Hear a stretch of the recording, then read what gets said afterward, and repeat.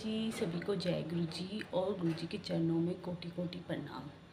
संगत जी, नित नेम की जो ताकत है ना, वो हम लोगों को पता ही नहीं है कि नित नेम में कितनी ताकत है। और नित नेम वो होता है जिसमें हम एक निश्चित समय पर, निश्चित टाइम पर हम अपने गुरु जी के चरणों में बैठ के कोई भी पाठ या कोई भी अरदास या कोई भी जैसे जपजी साहब का, सुखमनी साहब का हम पाठ करते हैं, उसको हम नित नेम बोलते हैं। गुरुजी भी बोलते थे नित नेम की बहुत ताकत होती है। नित नेम से तुम जो मुझसे जो चाहो वो मांग लो। पर जिन ये नित नेम की दात भी हमें गुरुजी ही बख्श सकते हैं, वो भी बहुत मुश्किल है। और अमृत वेला के नित नेम तो बहुत ही मुश्किल है संगत जी। ऐसी ही एक बानी की ताकत और बानी सुखमनी साहब की बानी है, उसकी ताकत के बारे में मैं आपको बहुत प्यारी कथा सुना रही हूँ। प्लीज़ पूरी सुनना। ये सच्ची घटना है संगत जी, इसमें कोई झूठ साज या इसमें कुछ मेल मिलाप नहीं है। रिंकू वीर जी के शब्दों में खुद से उन्होंने ये चीज़ें बताई हैं और उनके मतलब उनकी खुद की माँ ने उन्हें ये बताया था कि ऐसे ऐसे ये हमारे पड़ोस की कथा है। तो पूरी सुनिएगा। जब हम ऐसी चीज़ें सुनते हैं ना संगत जी, तो हमारा ना सुखमनी साहब के पाठ और जपजी साहब की वाणी, इन सब पे ना हमारा विश्वास और बढ़ जाता है। तो प्लीज़ पूरा सुनिएगा। जय गुरु जी। मतलब इन जो जिनके लिए ये घटना कही जाती है, उनका नाम है त्रिलोचन सिंह। इनकी अमृतसर साहिब में बहुत बड़ी फैक्ट्री थी साबुन बनाने की, और ये अमीरों में गिने जाते थे। पर पिछले कुछ बुरे कर्म आगे आए, और वो ऐसे आए कि कुछ ही महीनों में नुकसान होते होते कर्जा सर पर चढ़ गया।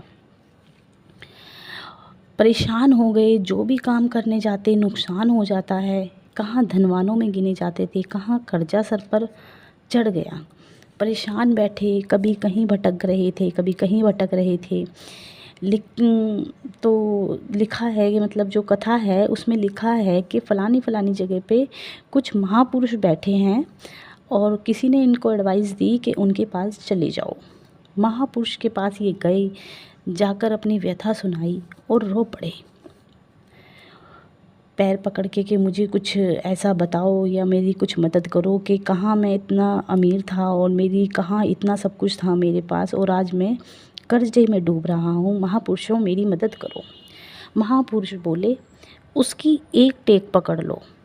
किसकी? रब की। लो एक टेक प्यार से। तो सरदार लोचन सिंह जी कहने लगे, कैसे? आप हुक्म दीजिए, क्या करूं या क्या कर सकते हैं? महापुरुष ने हुक्म दिया कि 40 दिन के लिए घर में श्री सुखमनी साहब जी का अखंड पाठ शुरू कर दो। जैसे जैसे दिन रात चलते हैं, उसी प्रकार दिन रात पाठ चलते रहना चाहिए। घर का एक एक सदस्य, कि एक जना बैठ रहा है तो वो उठे तो दूसरा बैठ जाए, दूसरा उठे तो तीसरा बैठ जाए, लेकिन सुखमनी साहब का पाठ चलते रहना चाहिए और बीच में कोई रुकावट नहीं आनी चाहिए।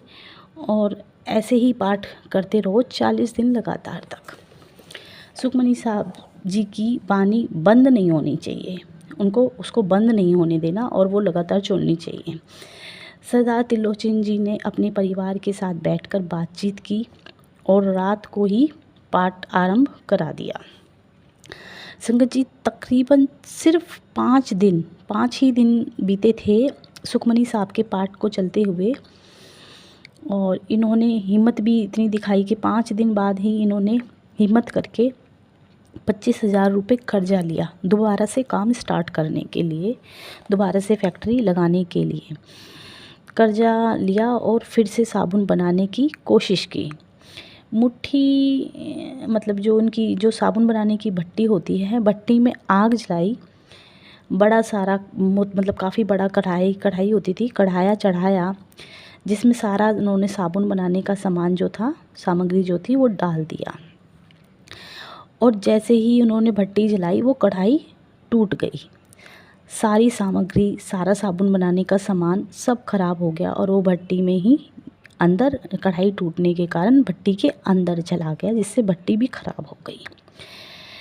अब कढ़ाई भी टूट गई, 25,000 का कर्जा भी हो गया, त्रिलोकीचंद महापुरुषों के से नाराज़ हो गए और उनके पास गए और घर बोले कि घर में वाणी भी हो रही है, 25,000 का कर्जा भी हो गया, जैसे आपने बताया था वैसे मैं कर रहा हूँ और मेरा इतना नुकसान भी हो गया और 25,000 का कर्जा और चढ़ गया।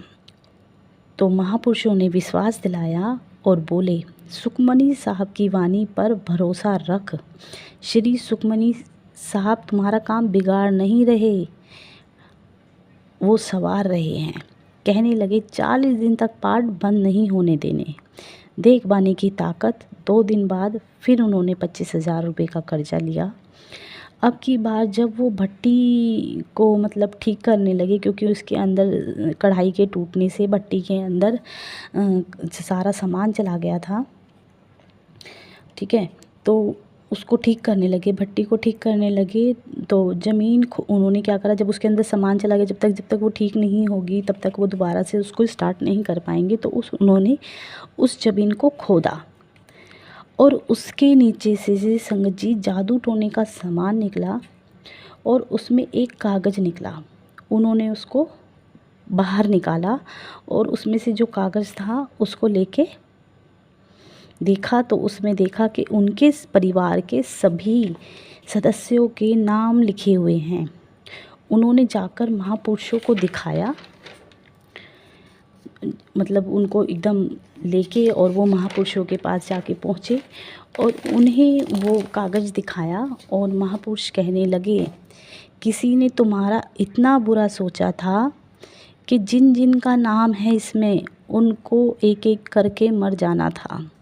ये तो कुछ भी नहीं जो तुम्हारा नुकसान हुआ है, फैक्ट्री जिसको तुम कहते हो कि मेरी फैक्ट्री ख़त्म हो गई है या मेरा ये नुकसान हो गया है, मैं कर्जे में डूब गया हूँ, ये तो नुकसान कुछ भी नहीं, तुम्हारे परिवार का एक एक सदस्य मर जाना था जिनके इस पे नाम है। सुखमनी वाणी की ताकत, फिर वो कहते तुमने देखी सुखमनी वाणी की ताकत, देखो 5 दिनों में तो तुम्हारी मौत काट दी, सिर्फ 5 ही दिन हुए हैं और तुम्हारी मौत काट दी। दबाने वाले ने कैसी जगह ढूंढी कि कोई ढूंढ भी ना सके। सुखमनी साहब की वाणी की ताकत देखो, कढ़ाई टूटी, सामग्री अंदर गई, भट्टी ठीक करने लगे तो ये सामग्री बाहर आई। महापुरुष कहने लगे 40 दिनों तक पाठ छोड़ना नहीं, अगर 5 दिनों में मौत टल सकती है तो 40 दिनों में ये पाठ करते रहोगे दिन रात, तो देखो तुम्हारा जीवन कैसे पलट जाएगा। आपके गए हुए सारे सुख प्लस और भी जो वाणी तुम्हें देगी वो भी सब वापस आ जाएगा। तो उन्होंने 40 दिन जब ये अपना पाठ ऐसे ही चलता रहा, जब 5 दिनों में गुरुजी ने या सुखमनी की वाणी ने इतने संकट काट दिए तो उनको उन पे विश्वास बन गया और उन्होंने 40 दिन आगे पाठ करा, और जिससे उनके जीवन की जितनी भी कठिनाइयाँ थीं, जितनी भी मुसीबतें थीं जो टल नहीं रही थी, उनके घरों में 40 दिन के अंदर सारे सुखों की भरमार हुई, प्लस उनकी फैक्ट्री दोबारा से स्टार्ट हो गई। फिर वो जो कर्जा था वो उतर गया, धड़ल्ले से उनका काम चलने लगा।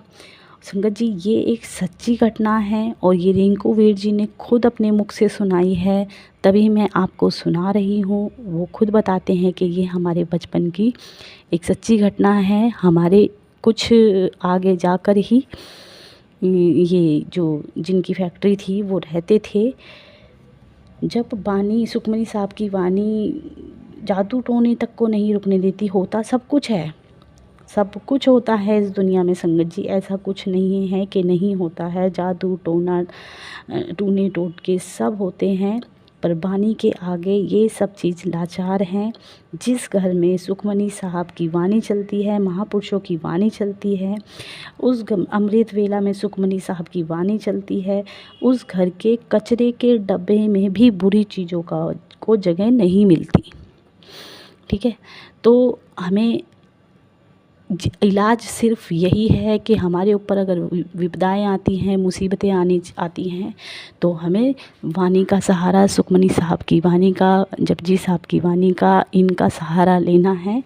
इन्हीं के द्वारा हम अपने दुखों को दूर कर सकते हैं और अपने ऊपर आए हुए, क्योंकि सुख दुख तो सबके साथ है संगत जी, सबके साथ है। जब भी बुरा टाइम आए, कष्ट का टाइम आए, तो अपना नित नेम पकड़ लो और ऐसा पकड़ लो कि कितनी ही अड़चने आए उसको ना छोड़ें। गुरुजी सबको पार लगाते हैं। जय गुरुजी संगत जी। अगर ये वाणी अच्छी लगी, आपको ये कथा अच्छी लगी, जो सच्ची घटना है, ये खुद से बनाई हुई नहीं है संगत जी, तो प्लीज़ कमेंट बॉक्स में ज़रूर लिखें। और कोई भी संगत जी अपना इस चैनल पे अपना सत्संग शेयर करना चाहता है तो प्लीज़ व्हाट्सएप पे रिकॉर्ड करके भेजें, मैं ज़रूर डालूँगी। इसमें मैं अपना नंबर डाल रही हूँ, व्हाट्सएप नंबर। प्लीज़ व्हाट्सएप पे अपना शेयर करें और कमेंट करें। जय गुरु जी।